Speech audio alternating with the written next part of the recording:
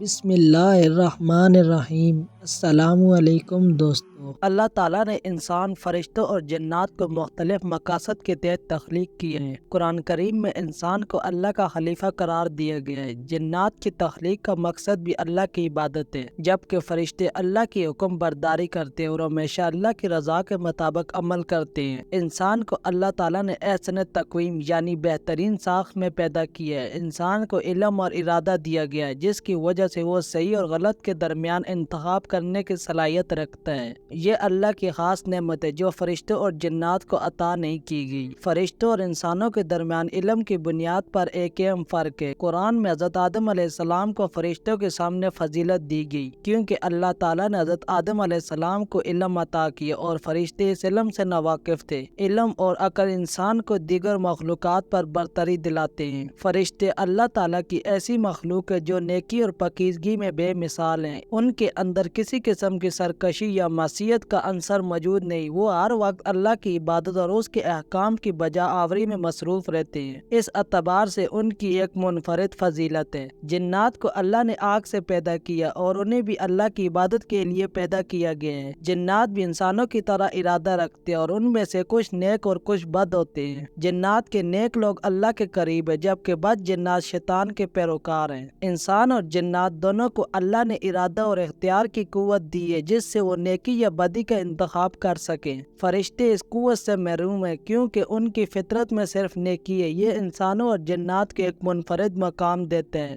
فرشتے اللہ کی عبادت میں ہمیشہ مصروف رہتے ہیں اور اس میں کبھی کوتاہی نہیں کرتے۔ انسانوں اور جنات کے لیے عبادت کی پابندی کرنا آزمائش ہے، اسی لیے جو انسان یا جنات اللہ کی عبادت میں استقامت اختیار کرتے ہیں وہ بہت بلند مقام حاصل کرتے ہیں۔ انسانوں اور جنات کی زندگی ایک امتحان ہے، جہاں ان کے اعمال اور ارادوں کی بنیاد پر ان کا انجام طے کیا جائے گا۔ فرشتے امتحان سے آزاد ہیں، کیونکہ ان میں گناہ کرنے کی صلاحیت نہیں ہے۔ اس وجہ سے انسان اور جنات کے امتحان انہیں ایک خاص اہمیت دیتے ہیں۔ انسان اور جنات کو اللہ تعالیٰ نے توبہ کا موقع فراہم کیا ہے، جس سے وہ اپنی غلطیوں کی معافی حاصل کر سکتے ہیں۔ فرشتے گناہ نہیں کرتے، اس لیے ان کے لیے توبہ کی ضرورت نہیں، لیکن انسانوں اور جنات کے لیے توبہ ایک عظیم نعمت ہے۔ حضرت آدم علیہ السلام کو فرشتوں کے سامنے سجدہ کرنے کا حکم دیا گیا، جس سے یہ ثابت ہوتا ہے کہ انسان کو ایک منفرد مقام دیا گیا ہے۔ فرشتوں نے اللہ کے حکم پر حضرت آدم علیہ السلام کو سجدہ کیا، جبکہ ابلیس نے انکار کیا، جس کی وجہ سے وہ مردود ہوا۔ جنات انسانوں کے ساتھ دنیا میں رہتے ہیں، لیکن وہ عام طور پر انسانوں کی نظروں سے پوشیدہ ہے۔ بعض اوقات جنات انسانوں پر اثر انداز ہوتے ہیں، جیسا کہ قرآن میں ذکر ہے کہ بعض جنات شیطان کے پیروکار ہوتے ہیں۔ فرشتے اللہ کے پیغمبر ہیں اور وہ اللہ کے احکام کو انسانوں تک پہنچاتے ہیں۔ جب حضرت جبرائیل علیہ السلام کو وحی نازل کرنے کا ذمہ دیا گیا تھا اور دوسرے فرشتے بھی مختلف کاموں میں مصروف رہتے ہیں۔ فرشتے اللہ کے پیغمبر ہیں اور وہ اللہ کے احکام کو انسانوں تک پہنچاتے ہیں۔ حضرت جبرائیل علیہ السلام کو وحی نازل کرنے کا ذمہ دیا گیا تھا اور دوسرے فرشتے بھی مختلف کاموں میں مصروف رہتے ہیں، جیسے انسانوں کی حفاظت اور ان کے اعمال کی نگرانی۔ انسان کو اللہ نے سوچنے اور غور و فکر کرنے کی صلاحیت دی ہے، جس سے وہ کائنات کے رازوں کو سمجھنے اور علم حاصل کرنے کے قابل ہوتا ہے۔ یہ چیز انسان کو فرشتوں اور جنات سے ممتاز کرتی ہے۔ جنات کے پاس علم کی محدودیت ہوتی ہے اور وہ انسانوں کی طرح علم حاصل نہیں کر سکتے۔ ان کی علمی سطح انسانوں سے کمتر ہوتی ہے، اسی لیے انسان کو زیادہ فضیلت دی گئی ہے۔ تمام انبیاء انسانوں میں سے مبعوث کیے گئے، جس سے یہ ظاہر ہوتا ہے کہ انسانوں کو اللہ تعالیٰ نے اپنا پیغام پہنچانے کا وسیلہ بنایا۔ فرشتے اور جنات انبیاء نہیں بنائے گئے۔ انسانوں اور جنات دونوں کو آخرت میں ان کے اعمال کے مطابق جزا یا سزا ملے گی، جبکہ فرشتے اللہ کی دائمی رضا میں رہیں گے۔ انسان اور جنات کے لیے جنت اور جہنم کا تصور ہے، جبکہ فرشتوں کے لیے صرف اللہ کی قربت ہے۔ شیطان ایک جن تھا جو اللہ کی نافرمانی کے بعد مردود ہوا۔ اس کی نافرمانی اور سرکشی انسانوں اور جنات کے لیے ایک عبرت ہے کہ اگر وہ اللہ کی نافرمانی کریں گے تو ان کا بھی ایسا ہی انجام ہوگا۔ اللہ تعالیٰ نے انسان کو زمین پر اپنا خلیفہ بنایا ہے اور اسے زمین کے تمام وسائل پر اختیار دیا ہے۔ یہ اختیار اور خلافت فرشتوں اور جنات کو نہیں دی گئی، جو انسان کی فضیلت کو ظاہر کرتا ہے۔ اسلام میں انسانوں اور جنات کی فضیلت ان کے اعمال کی بنیاد پر طے کی جاتی ہے۔ نیک اعمال کرنے والے انسان اور جنات اللہ کے نزدیک بلند مقام حاصل کرتے ہیں، جبکہ گناہگار نیچے درجے میں ہوں گے، لیکن فرشتے اپنی معصومیت اور اطاعت کی وجہ سے بھی اللہ کے قریب ہیں۔